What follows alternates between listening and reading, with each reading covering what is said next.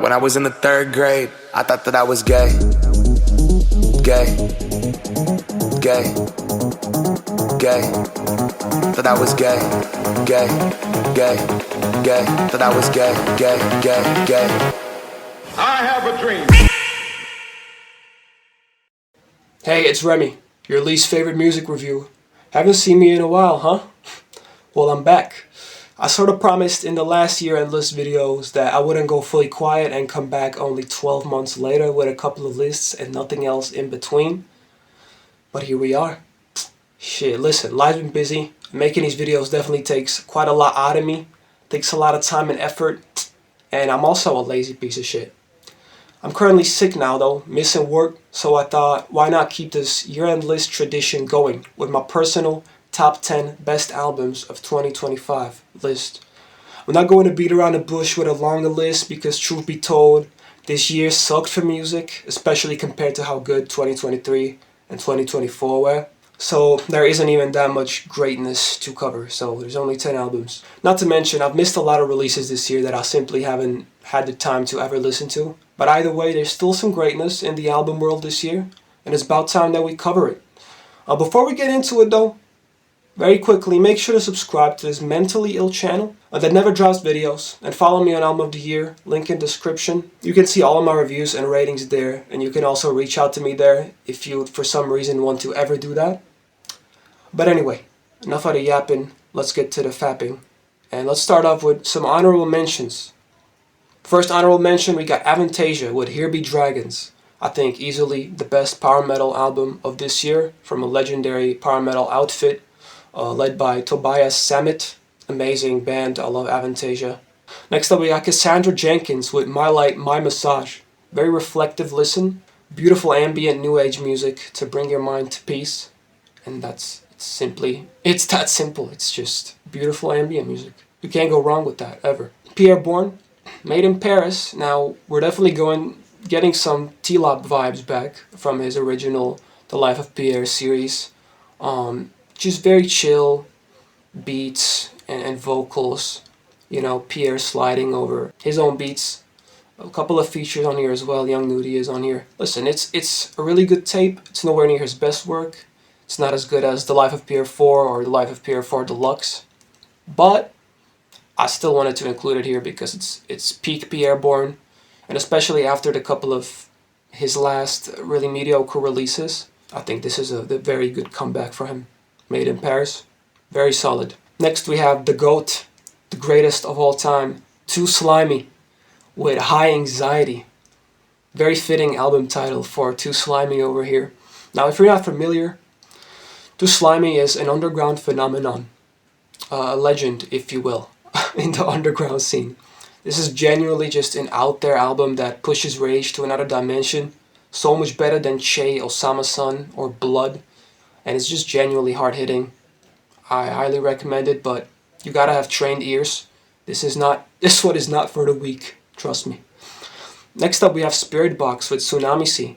Extremely solid metalcore, gent, alternative metal.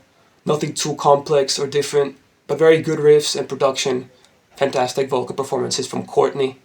Can't go wrong with Courtney, man. It's very sharp, everything feels pretty catchy. It's a good metalcore record. And last but not least, we got Whitechapel, Hymns in Dissonance. Now, this is one of the most striking deathcore albums this year. It has a great balance between caveman heavy riffs and a dark atmosphere. And Phil, I think Bozeman's vocals, I think that's what his name is. I think his vocals are phenomenal. He really unleashes the monster within, or some shit like that. I don't know. Anyway, let's move on to the actual list, the actual top 10. You ready? You ready? Okay. Alright, I got some notes in this bitch just in case I get lost, okay? So don't mind me if I'm looking over a little bit. But anyway. At number 10, I have Skeletor by Ghost. Ghost pleasantly surprised me with their new record, Skeletor. I don't know why, but for some reason, I wasn't expecting amazing things. I mean, as much as I love Ghost, they haven't dropped a full-length record in a while. And that one cover EP they released a while ago wasn't great. But looking back, there was no reason to ever doubt them. The only time that was valid to ever doubt them was when they dropped that annoying ass Mary on a Cross song. Luckily, this isn't that.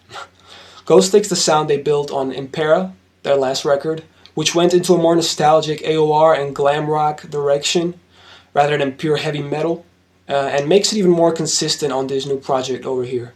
On Skeletal, they condensed the sound of their last record and make an even more compelling release with it. They went almost all killer, no filler on this thing, and the sound of this album is extremely earwormy. The soundscapes feel rich, the vocals sound larger than life, and the beautiful melodies and harmonies are amazing from Tobias Forge, the lead singer. Not to mention the guitar riffs never fail to disappoint, and the aesthetics always add kind of like some extra sauce, some extra interesting aspect to their music, even though it's not, for me personally, the main interest. I really just like the way that their stuff sounds. And I think this is their second best record, behind Prequel, which is their 2018 album. My favorite tracks are Guiding Lights, Mark of the Evil One, Satanized, Umbra, Lacrima, and Peacefield. At number 9, I have A Dawning by Olafur Arnalds and Talos. Olafur Arnalds returned this year with a collaboration project, this time with the late Talos, who was an alternative R&B singer who passed away last year. R.I.P. You can tell this project meant a lot to Olafur, since he pours his heart out into the instrumental arrangements here, creating gorgeous ambient pop soundscapes, with just a slight touch of his classic, well-known, erased tapes reminiscent modern classical sound that we all know him for. Talos isn't an artist I was familiar with prior to this record releasing, but he sounds absolutely heavenly on this thing. Songs like Signs sound absolutely heart-wrenching yet peaceful at the same time. Most of these tracks are simply hauntingly beautiful, and there wasn't a single song that I didn't enjoy on here. An amazing project and a very impactful one as well. My favorite tracks are Signs, Bedrock, and the title track, A Dawning. At number 8, I have Wonder Stop by C418, that's right. A new piece of work by the GOAT, the one and only C418, who had finally released a new album that landed upon us this year, and it seriously did not disappoint. This time, it's a video game OST for a game, I think, of the same name, called Wonder Stop, and it's absolutely amazing. It mainly consists of multiple parts of different songs that all have a similar vibe to them, stretching throughout the entirety of the project. It feels like a cohesive piece of work, even though it's a soundtrack. There are 89 tracks here, that's right, which are split into longer and more developed tracks, which are instant C418 classic, shorter yet still gorgeous tracks, which are amazing, and then more transitional interlude pieces that might not be as striking as the big highlights, but they still serve a purpose for this OST sequencing wise. Overall, it's an absolutely amazing project, an ambient soundtrack from one of the greatest to ever do it, quite frankly. My favorite tracks are Introduction, Trust, Wonder Stop Part 2, Farewell, Earl Grey Part 1, Food Jam, and Cinnamon Part 6. At number 7, I have Clockworked by Stray From The Path. I've been familiar with SFTP for a while now, mostly because of their drummer Craig Reynolds, but also because of the band's links with some of my favorite metalcore bands such as Counterparts. I was never blown away or in love with any of their albums, but hearing that they were releasing their last ever album this year, called Clockworked, I had to check it out, and I'm glad that I did. This is the perfect way to end the career of a band. For their final record to be their best, you can't really imagine a better ending to a catalog than that. Clockworked is 10 tracks of uninterrupted energy and rebellion. The frustrated lyrics that deal with the issues of modern society are really fitting for a final album from a band. I don't know why. The riffs are top tier, the production sounds fantastic. The blend of metalcore and rap metal is done very tastefully, and it isn't cheesy, tacky, or corny at all. A simply amazing way to go out with so many bangers. My favorite tracks are Bodies in the Dark, Shock Collar, Shocker, Kubrick's Stare, Can't Help Myself, and title track, Clockwork. And number 6, I have Fuck You Skrillex, You Think You're Andy Warhol, But You're Not, by Skrillex. This might be the most perfect album for my crippling ADHD that has ever been made. The Skrillex album is exactly what my brain sounds like.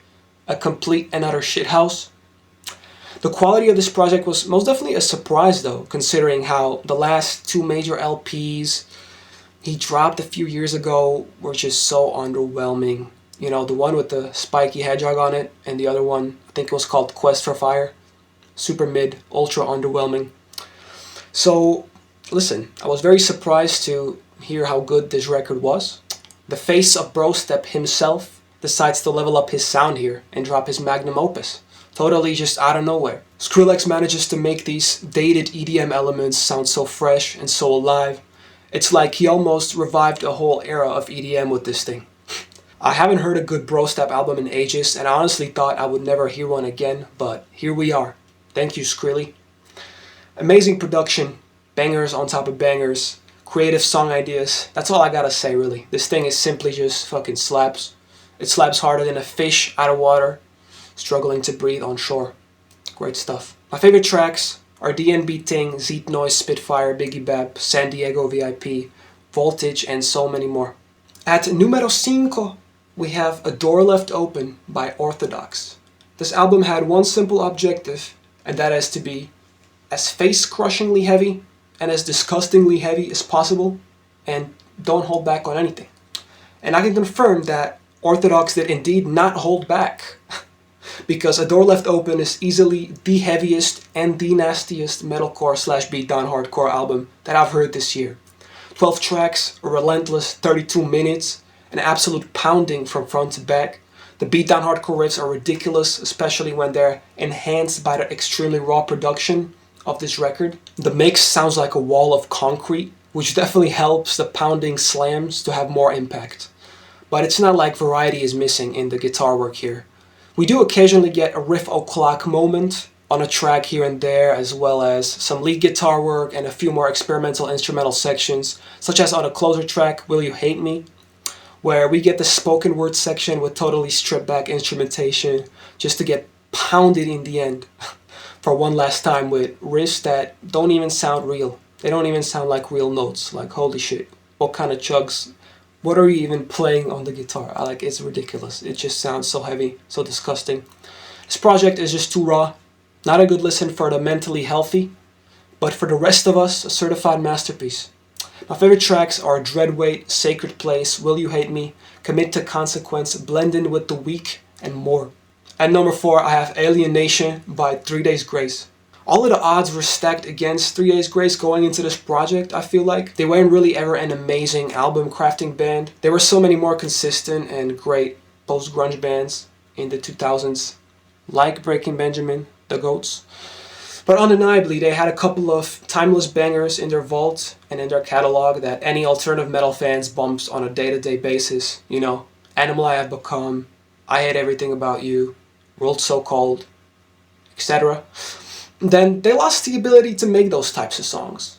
Pretty much since their Transit of Venues album that released in 2013, I think. They've been pretty terrible since. The new vocalist, Matt, also didn't help much. And while it is true that Adam Gontier came back for this record, going into it my hopes weren't very high, as much as I'm a big fan and excuser of genres like post-grunge and alt-metal. I just wasn't expecting much considering how bad TDG's output has been in the past decade, to be honest. However, they shocked me. They shocked me. Alienation might just be 3 Days Grace's best album to date, and it might not even be close. Some of these songs genuinely bring me that nostalgic 2000s feel that has been missing in the scene for too long. Forget that it's been missing in TDG's own catalog for over 15 years. But listen, better late than never, am I right? And while this project itself isn't without some minor flaws, Adam Gontier had to have brought back the sauce because, shit, these songs sound so much more hard-hitting, catchy, nostalgic, and creative compared to anything TDG have released, honestly, ever. Does this album have some cliches? A lot of them? Yeah. Is it a little angsty too? Absolutely. But cliches and angst are inevitable in this kind of genre, you know? And who the hell cares if the songs sound amazing? Who cares? Legitimately. I agree that when it sounds bad or subpar, the cliche parts can get really corny. But when it sounds amazing or compelling, they actually kind of even add to the nostalgia of these alternative anthems. Basically, what I'm trying to say is that TDG are so back. Classic TDG is here, elevated to the next level and modernized, as well as more consistent. So much more consistent. This shit hits, point blank period, and I don't care what any of the metal elitists try to tell you. 3 Days Grace, undeniably slayed. Favorite tracks are Kill Me Fast, In Waves, Another Relapse, Don't Wanna Go Home Tonight, In Cold Blood, Apologies, Alienation, and more.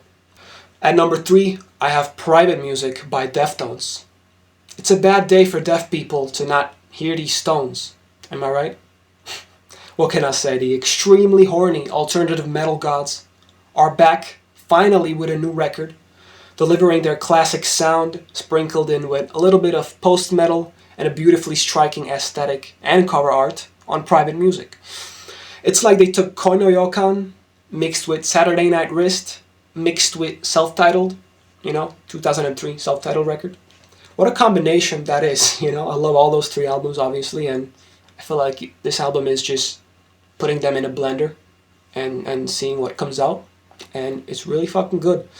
Chino sounds sharper and hornier than ever. It's like he's always been in his prime, and the instrumentation complements him as well, drawing a fine line between ear candy and attention to detail. Private Music retains that classic Deftones sound that we all know and love, yet they make sure to make this record feel like a brand new experience compared to their last record, Ohms, with lots of cool new touches, It's been a while since their last record, but we're so back. We're back very horny and very hard. I miss these guys, man. It's been way too long. You just know you can always count on Deftones to deliver some peak alternative metal music. They simply never miss. My favorite tracks are Milk of the Madonna, I Think About You All the Time, Infinite Source, Souvenir, Metal Scream, and Ecstasis. At number 2, I have Dangerous Summer by Yeet. The greatest creature to ever walk the face of the earth, Mr. Noah Oliver Smith, aka Yeet, aka Logiki, aka Cranky Cranky, has finally come to bless us with a new project this year, that being Dangerous Summer. Now this project is technically an EP, but it's 11 fucking tracks, so I'm counting it as an album. I don't give a flying fuck. Yeet turns it back to his older sound here, but he delivers it in a much more polished, controlled, and sober manner. There's so many crazy synths, instrumental elements, vocal inflections, and ad-libs going on here. I mean, it's something you expect from Yeet at this point, but he really just keeps elevating it, pushing it to the next level. Mr. King Twizzy really just locked in on building wild trap/rage soundscapes that you can't help but to get absorbed by. And of course, the sound of this is quite far removed from the classic Rage, Up To Me/Too Alive, Yeet era, or Rage era, but I don't see any issue in loving both. I don't understand why Yeet fans always need to fight with each other and only like one or the other era. Both are fucking awesome, okay? It's just the way it is. There's no shame in liking both. Up To Me is one of my favorite trap albums ever. One of my favorite albums ever. And I don't think Yeet is ever going to top that for me, but that doesn't mean I can't admit that 2093 or A Dangerous Summer is phenomenal, because they are. Yeah, just the way the Yeet flows over these incredible beats is pure music to my ears. New elements keep popping up into every track constantly, making the listen so much more interesting and dynamic. And the project is only 33 minutes and 11 tracks long, so it flies by in an instant. Yeet is truly leveling up his already amazing sound on this record. He's simply on another level to any other trap artist in the game right now. And A Dangerous Summer is proof of that. He's a breath of fresh air in the really tedious trap scene right now. Favorite tracks are MFU, Two Tone, Come and Go, Put It On God, Growing Pains, Fly Night, I'm Yeet, and ADL is coming, which I'm excited for. A Dangerous Life. At number 1, I have Scorched Earth by Harakiri for the Sky. Now, Harakiri for the Sky come through to bless us with one of the most amazing black gaze albums of the 2020s decade, and by far their magnum opus and strongest work to date. I really enjoyed their previous 2 albums before this one. Both of them had a bunch of great songs on them, but only now do they truly come through with a fully fleshed out piece of work that manages to keep your jaw dropped for an hour straight. 7 tracks, every single one of them was memorable, and they all had parts that blew my mind away. Gorgeous riffs, powerful chord progressions and drums, and emotional vocal delivery and heart-wrenching lyrics. It all makes for the perfect black gaze experience. The vibe definitely reminds me of a band like Mole or Death Heaven, but better. The soundscapes are characteristically Harakiri, yet their sound here has evolved into a whole nother level of quality, despite their old stuff already being so good. And for that reason, Scorched Earth takes the top spot in my best albums of 2025 list. My favorite tracks are No Grace But the Sea, Too Late for Goodbyes, Without You, I'm Just a Sad Song, Heal Me, and Keep Me Longing. So there you go. I hope you guys enjoyed the video. Let me know if you agree or disagree, and comment down below your own favorite records of 2025. Follow me on Album of the Year, link in description. Subscribe, and pray every night for a new Remy's Reviews video, because at this point, only a spiritual force can make that happen. That's about it. See ya. I likes to get my dick sucked while I'm getting high. Make a deep throat of mouth, never get dry. I say, who pussy is this? She say $sign. Who pussy is this? She say $sign. She stripping, still got a 9 to 5. Say that she mine, but that's a lie. These hoes will tell you anything. She want the money, anything. Sounds with your niggas, but you know we loving these hoes.